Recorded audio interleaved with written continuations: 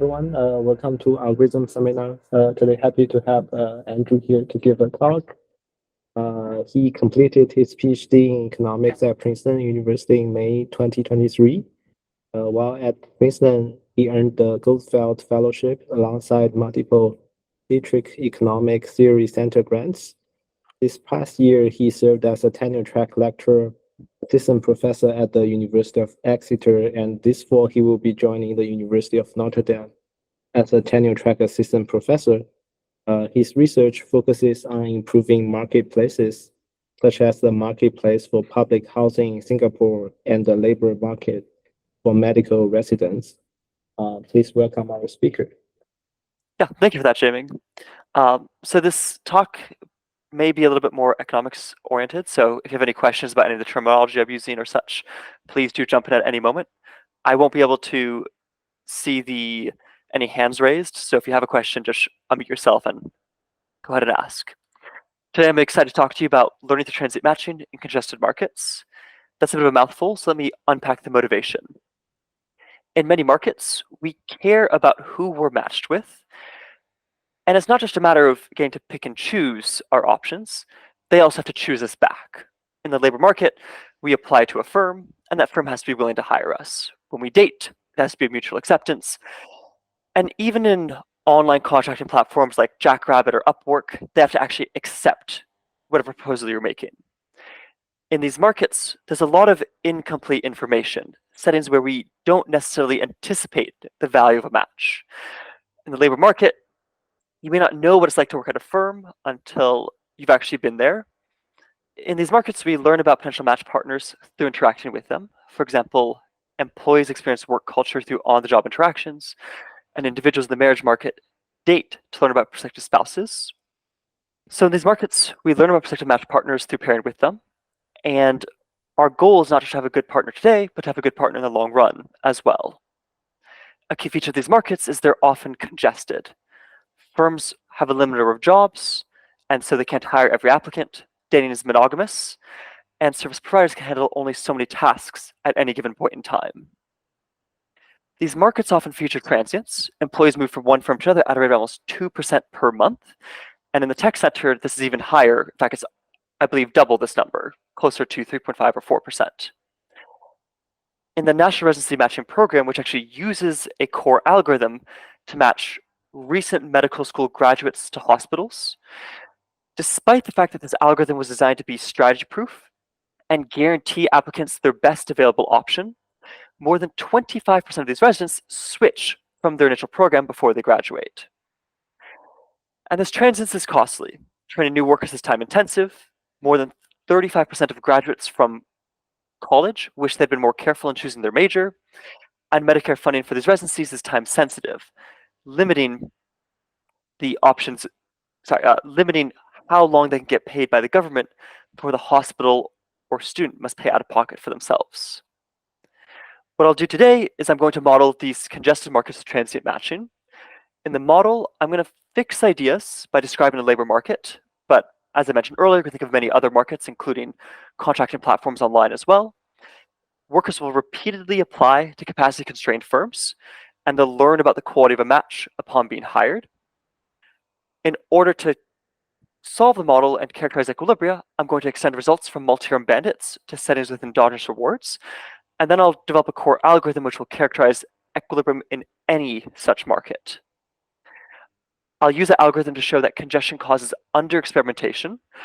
Because workers fear rejection, they're not going to apply as much as they might want them to, and this experimentation is especially low when workers face different levels of uncertainty.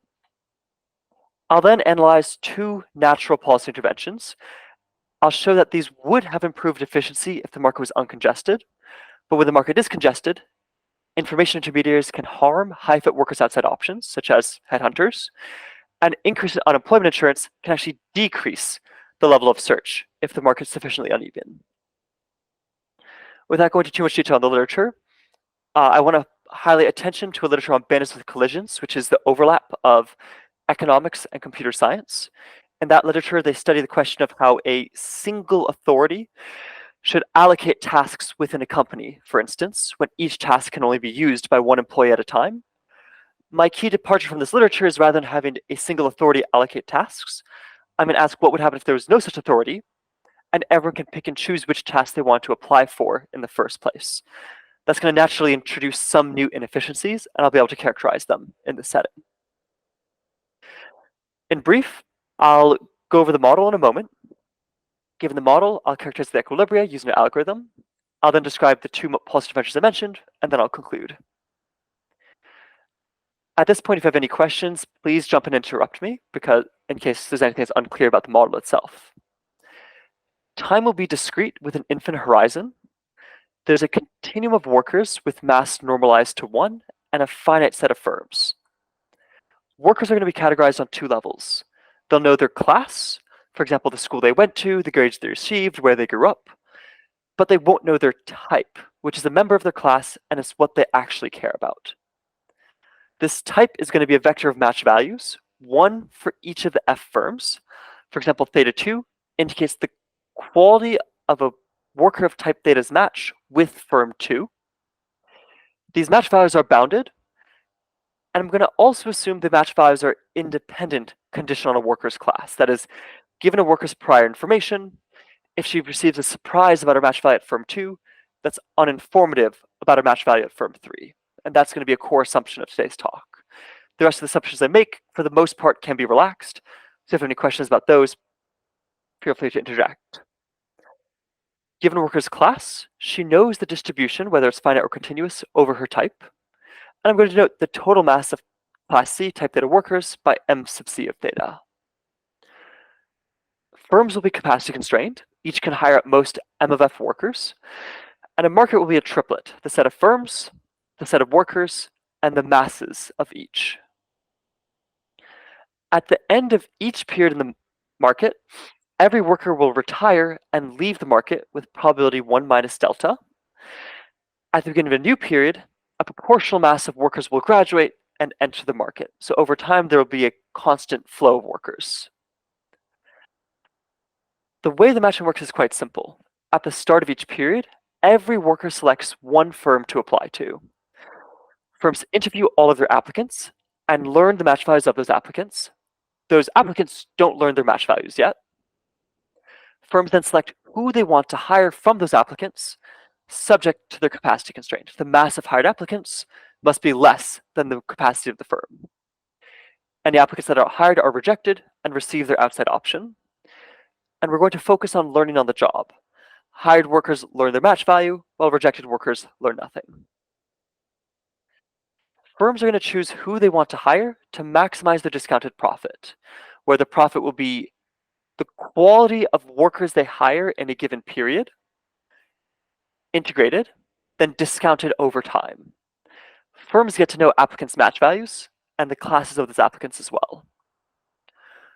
Workers have a similar objective. I'm going to let W of T denote worker W's match in period T. Then a worker W who arrives in period tau wants to maximize her career expected utility, which is just the match value in a given period discounted over time. We're going to focus on the steady state outcomes of perfect equilibrium Markovian strategies. That's all a bit of a mouthful. All that really matters is we're going to look at the long run outcomes, and we're going to assume worker strategies can only be conditioned on payoff relevant information. That is, what they've learned about their type. They can't coordinate on things like the calendar period or such. So far, I've described a model where when a firm and a worker match, they each receive a match value immediately.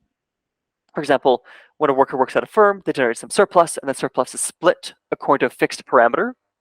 And this also applies to markets where the wages are fixed independent of the match quality. I have an extension, which I probably won't have time for, where firms play an initial stage game and determine the wages in equilibrium. To kind of just illustrate what the market may look like, consider a simple example where there's just going to be 2 firms, FS and FR, 1 class of workers, and 2 types, theta H and theta L. If both theta H and theta L receive the same payoff at the safe firm, FS, which I'll call as the safe firm, and they receive different payoffs of FR, which I'll refer to as the risky firm. So the way to read this is a worker of type theta H that's hired by firm FS has a payoff of 2. The numbers up here are the capacities of firms, and the numbers over here are the masses of each type of worker. At the start, a worker doesn't know what type she is, but she's going to pick a firm to apply to. If she's hired and what match value she receives will inform her about her type. When delta is sufficiently high, the worker will remain in the market for a long time. In that case, all workers are willing to initially apply to the risky firm. If the risky firm is going to only hire the type theta H workers because they're more productive, workers that are hired learn their match value, know the type theta H, and so keep on reapplying. Workers that are rejected can infer they're of type theta L and leave and apply to the safe firm in subsequent periods. If delta is sufficiently low, workers won't be in the market for long enough, so all workers are unwilling to take the chance of type theta H because the expected value is 3.5 over 2, which is less than the guaranteed payoff of 2 they'd receive from the safe firm. And if delta is between 1/3 and 1/2, workers randomize between the two firms in a manner that ensures more workers than just the theta H workers are hired at the risky firm. Let me quickly go over some benchmarks and then move on. Suppose the market had complete information where every worker knew their type immediately.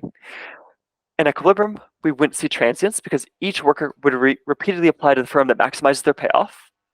The outcome would not depend on delta, and this is not what we observe in the real world. In the real world, people apply to multiple different firms over time, date different people, etc. The decentralization of the market is going to generate some inefficiencies because workers don't consider their externalities on other types, and over-application to a single firm may leave less desirable firms vacant as well. For the purpose of today's talk, when I refer to inefficiencies, these are not the ones I'm going to be referring to. Moving on from incomplete information, we could also imagine a world where there's no congestion. In that case, firms would want to hire all applicants, and workers could solve their own individual decision problems, and so they wouldn't need to worry about who they're competing with. In that case, it'd be immediate to characterize equilibria, because aggregate worker searches and use that to determine what equilibrium look like.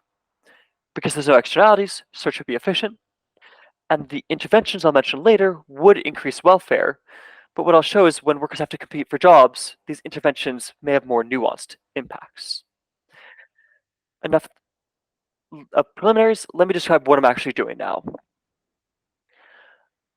In this setting, agents are learning through a matching process, so they're applying to multiple firms, they have to compete for jobs, and so it's not quite clear how they're going to choose to do that. We do know if demand is substitutable, not only do equilibria exist, but we can also develop an algorithm that characterizes what equilibria look like. In order to fill the gap from learning through substitutability, I'm going to draw on results from multi-arm bandits. Imagine you go to Vegas and you're deciding which slot machine to use, and you don't know how profitable each is. The question is then, in what order should you use the slot machines to maximize the amount of money you make over time? It turns out a core result from Gittins is that you can rank these bandits with independent scores. That is, I assign each slot machine a score that only depends on what I know about that slot machine. And my best strategy is to use the slot machine with the highest score. Based on what I receive, I then update that bandit score and decide which one to use next. The one catch is in the setting where workers are applying to firms. The firms are almost bandits because workers don't know their payoffs and they can apply and learn something about those payoffs. But now there's congestion, where workers are competing for jobs.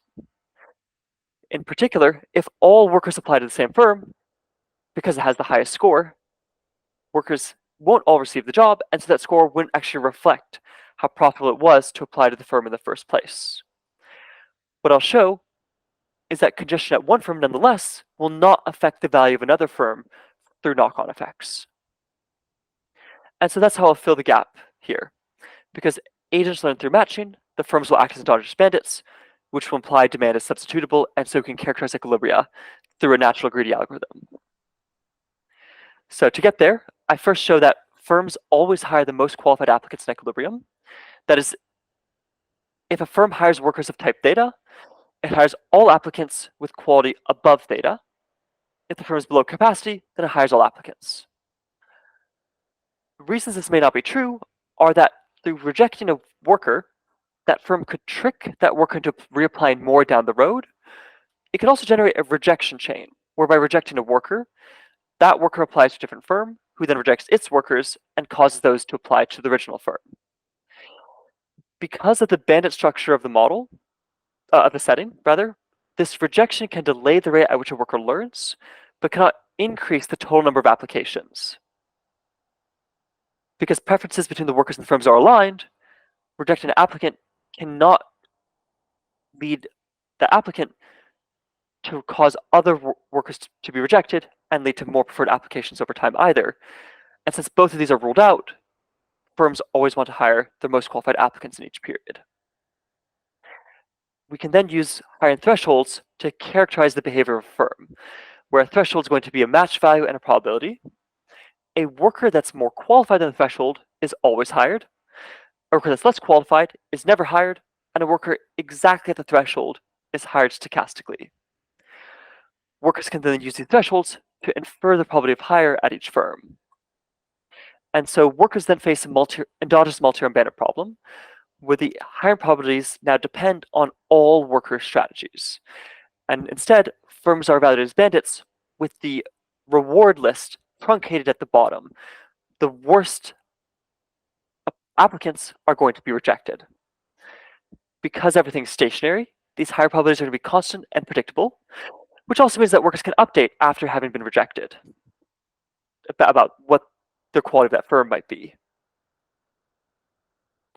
We're going to use GI of F to know a score at a given firm. And so even when firms are congested, workers now want to apply to firms with maximal endogenous score, when the endogeneity comes from how competitive that firm is. And in equilibrium, every worker wants to apply to the firm with the highest score. I'm going to make a minor assumption on preferences, which is going to rule out a worker being indifferent between two firms, because if a worker doesn't care which firm they apply to, equilibrium will never be unique. This assumption is going to require that for all workers and all firms, at least one of the following must be true. Either that worker may not be hired at the firm, or a member of that class of workers may not be hired at that firm, or the worker is not indifferent between that firm and another firm. That is, the payoff at two firms is the same, either today or in the long run. This assumption, the details of it are not super important, but it's an exogenous assumption that only depends on a worker's utilities and prior information, and also holds generically. It rules out a measure zero set of parameters. I can then show that under strict dynamic preferences, there's a unique equilibrium outcome. The intuition for the result is the following. Because workers and firms' preferences are aligned, if there were two equilibrium outcomes, one must be better both for workers and for firms.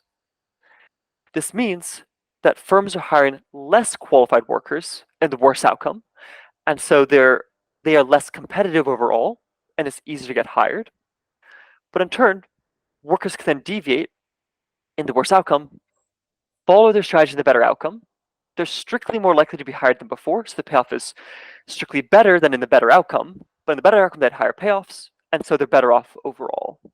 So it cannot be an equilibrium to have two distinct outcomes. I'll then refer to the induced demand for a firm as df of VP, where given a series of thresholds for all firms, we can infer where workers want to apply an equilibrium, and integrating overall workers get the demand for a firm in question. The last thing we need for a simple greedy algorithm to work in this setting is we need demand to be substitutable. Intuitively, what substituted means is increasing one firm's threshold cannot making it harder to get hired at that firm, cannot decrease the demand for another firm. So to give an example, if I learn that Apple is hiring more workers tomorrow, I cannot become more willing to apply to Google today, anticipating I have a safe option in Apple. Formally, what this requires is if we have a subset of firms and two distinct thresholds across all firms, such that firms in our subset have the same thresholds and firms outside the subset have distinct thresholds, gross substitutability is satisfied if for all firms in our subset, the demand for those firms has gone up as other firms have gotten more competitive. Why is that true in our setting? Well, suppose there's just two firms, and one firm has a higher score than the other. Raising the threshold of the first firm makes it harder to be hired by that firm, so it decreases the score of that firm accordingly, but the score of the second firm should remain unchanged. For most small changes, worker strategies are going to remain the same. They apply to the firm 1 first. When the change is large enough and the two scores meet, workers want to then switch applications from the first firm to the second firm. But there's only one way this works. This will decrease the demand of the first firm and increase the demand of the second firm. There's a few more moving parts here because we have to worry about the dynamics of the setting and the incomplete information workers have, but nonetheless, it still ends up holding that this bandit structure will imply that the demand for other firms cannot decrease. And as a result, for each individual type of workers, the demand satisfies the gross substitutability condition. And since it holds for every individual type, when we integrate over all types, aggregate demand should also satisfy gross substitutability. So now, in order to characterize equilibria, here's what the algorithm will look like. We start by setting, so the following is basically a thought exercise, and the conclusion of the algorithm will tell us what the market will look like in equilibrium. We start by assuming all firms hire all applicants. We can then go type by type and determine where each of those types wants to apply in equilibrium. In practice, this is going to mean that in general, at least one firm will be beyond its capacity. Pick one such firm beyond its capacity and continuously raise the threshold of that firm, firing the worst applicants one by one. We can check to see if any worker switches firms and applies to somewhere else. Eventually, if we'll have fired enough workers, that firm will reach its capacity constraint where it hires workers equal to its capacity. We can then repeat this process with another firm, with the caveat that while we're firing workers at other firms, the demand for the original firms can only go up over time due to gross substitutability. This means by slowly raising the thresholds, we eventually will converge to an equilibrium, and we don't need to worry about oscillations. I then show that under gross substitutability, this threshold adjustment process yields an equilibrium. Furthermore, it's going to be unique because of the result we described earlier. And in particular, this adjustment process actually ends up requiring only F iterations, one for each of the firms. Let me give an example of what this actually looks like. Consider the following market that's like the first market we saw, with the slight change that the risky firms' capacity is decreased, as is the safe firms. Delta is now 3/4 as well. We start by supposing all firms want to hire all applicants. We'll denote that by blue, so everyone who applies is hired. We can then ask where each worker wants to apply in equilibrium. Since workers have a high delta, it's bigger than 1/2, and they know they'll be hired no matter where they apply, they all decide to apply to the risky firm in the first period. Once they're hired, they learn their match value, and then theta L workers know they have a poor value here, so they'll apply to the safe firm in all subsequent periods. The problem is, now the risky firm is going to be hiring 0.62 workers in capacity, when its capacity is only 0.25, so it doesn't have room for all of them, whereas a safe firm would have been fine. What we'll then do is we'll raise the risky firm's threshold, firing theta L workers in a continuous fashion. as we fire enough workers, this will lower the score of the risky firm, but it actually turns out that when delta is this high, even if all the theta L workers are never hired, it's still worth it for workers to gamble on the risky firm in the first period. And so the risky firm will remain beyond capacity. What we do next is we then have to raise the threshold at the risky firm for the type theta H workers. So we now start firing some of these. And as we fire enough of these, eventually the score of the risky firm and the score of the safe firm will become equal, which means if we were to fire any more theta H workers, all workers would switch to the safe firm, which would lower the demand for the risky firm. So instead, what we do is we now randomize the workers between the risky firm and the safe firm. Well, in order to make the risky firm meet its capacity. So now this is at point. So now risky firm is at capacity. Unfortunately, this means the safe firm is now beyond its capacity. So actually the last step is to now repeat this process with the safe firm. When we do so, we raise the thresholds of both firms to maintain indifference between them. We stop when the safe firm meets its capacity, and this now describes the equilibrium of the market, where workers randomly apply to one of the two firms. Workers that apply to the risky firm and are hired know they're of type theta H and continue applying there. Workers that apply and are rejected apply to the safe firm from that point forward.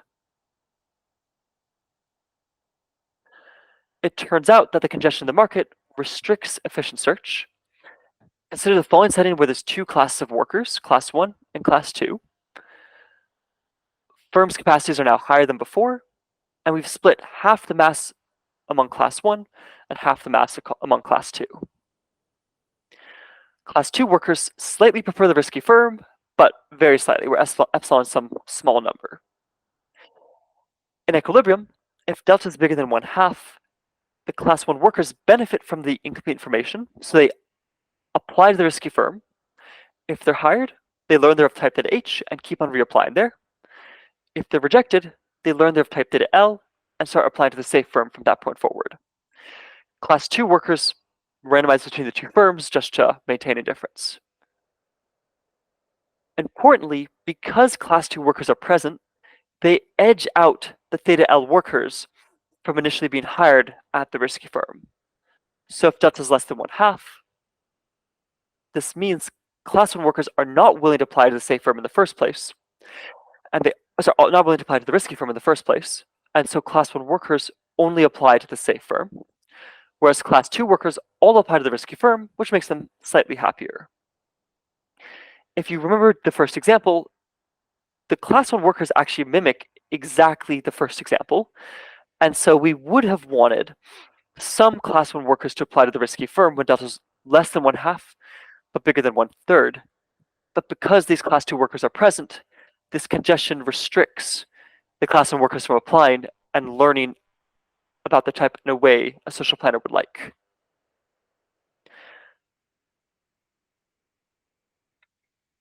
In general, workers prefer to search desirable firms despite the competition they face. This can actually lead to increased congestion and decreased efficiency. And workers also prefer to search firms with uncertain match values. So I show that when a class's match value distribution at a firm increases, workers of that class apply more often to that firm, and they also are willing to apply more often if their variance at a given firm increases. That is, increasing the lottery effectively makes workers more willing to apply because when they have a high match value, they can benefit from it in the future.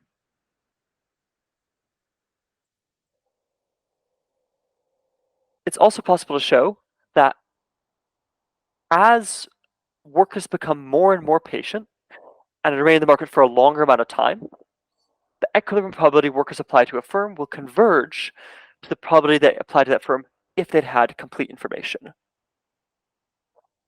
That is, giving workers more information will eventually bring us to the efficient outcome. That is, there's for any delta less than 1, nonetheless, workers strictly benefit from information. And in the limit, congestion's effect on information will vanish. In the paper, I show that older workers search less. What I'll show today is that workers with higher unanticipated quality will also search less. And to do that, I'm going to use S sub theta to denote the expected time when a type theta worker stops searching. Suppose we have a class with at least two types of workers where theta h is weakly higher than theta l. So for all firms, theta h is a higher match value than theta l. In equilibrium, theta h types will stop earlier in expectation than theta l workers will. The reason is, both of these start with the same option value at all firms. The bandit structure of the model is going to imply that both workers follow the same initial sequence of applications in expectation.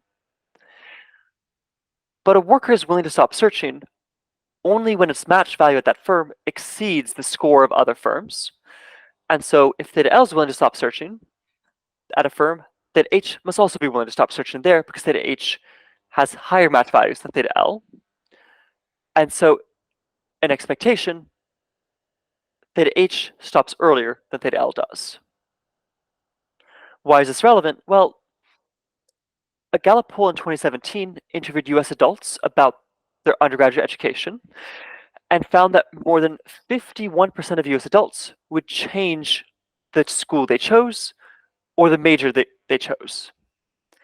This number drops when you look at those who received a top quality education, based on however you want to define that, and it drops further if we look at high earners, those with incomes above 250,000. There's this common trend that, in a sense, people who believe they do better are less willing to change their education decisions. And a natural explanation for this is better matches lead them to be more successful. The way to interpret is they chose the right major or the right school, and that's why they did well. One confound that this points out is they may have just been high quality agents that have done well no matter what school they went to or no matter what education they received, but they're wrongly inferring that they had a good match based on the outcome. And in fact, it may be beneficial from an efficiency perspective to motivate these agents to search further. So before I move on to the policy interventions, let me give a quick interim summary. I showed that workers face an endogenous multi-arm bandit problem. This implies that the demand satisfies the substitutability condition, and so their search patterns can be characterized by a simple greedy algorithm. Their search patterns match data on tenure we have in the literature in terms of how older workers are less likely to search and how workers with higher unexpected match qualities search less as well. I show that equilibria in these settings are inefficient due to the congestion they face and the informational frictions they face. And what I want to do next is now try and ask, can we improve these equilibria through introducing policy interventions designed to improve the information they have and reduce the risk that they have to deal with? And here, let's look at the first one. Technology firms often hire headhunters to approach workers and target them in a manner to either guarantee them bigger salaries, etc. This also means that a worker that's not hired by a headhunter can infer they're less likely to be accepted by a given firm. And so I want to ask, in a general sense, what happens when access to information is improved? And the way we're going to do that is we're going to take a very basic approach. Consider an extrapolation of a market where all workers learn their match value at a single firm. So not just do a few learn, but everyone learns the quality of their match value at firm F. I'll use UF of M to denote type theta's payoff from that firm in equilibrium. And what we're going to show is that this sort of information is always beneficial for people who are poor fits. So go back to original example rather. When delta is 1/2 in equilibrium, workers are going to randomize between the risky firm and the safe firm. Workers of type theta L are going to be rejected by the risky firm, which is then going to cause them to apply to the safe firm in the future period. And also, that H workers are going to benefit from this because the risky firm doesn't have enough room for all the high quality workers. And so the fact that some theta L workers waste an application at the risky firm means there's less competition at the safe firm for them. And so in equilibrium, the type theta H worker does quite a bit better than the theta L worker. If we now inform all workers of their match value at the risky firm, this actually equalizes payoffs because now all the theta L workers apply to the safe firm, which pushes the theta H workers out of that firm and leaves them with the risky firm to apply to. Theta L workers benefit because they know to avoid the risky firm, which increases the competition of the safe firm, while type theta H workers are harmed relative to type theta L workers. It turns out this generalizes. In a market where there's just one pool of uncertain workers, take a class of workers theta H, which are a better fit for firm F than theta L. When we introduce this information at firm H, then theta H will sort into firm F, which makes them, they'll apply more often to firm F. So their payoff from firm F will increase relative to theta L. If that firm is capacity constrained, that is, if there's more theta H workers than F has capacity for, this competition will actually decrease their payoff. They'll be made worse off relative to theta L. But had there been no congestion, that is, if all firms could hire all workers, then all workers would have been strictly better off, or weakly better off overall. We can look at a similar intervention, asking what would happen if we were to introduce unemployment insurance to the market. In general, workers are eligible for unemployment insurance if they're unable to find a job. They also need to be searching for jobs and not refuse suitable offers of work. This actually then incentivizes workers to engage in strategic applications. And so what we could ask is, well, this might mean we want to target unemployment insurance to certain types of jobs which have more or less uncertainty. And let me show why.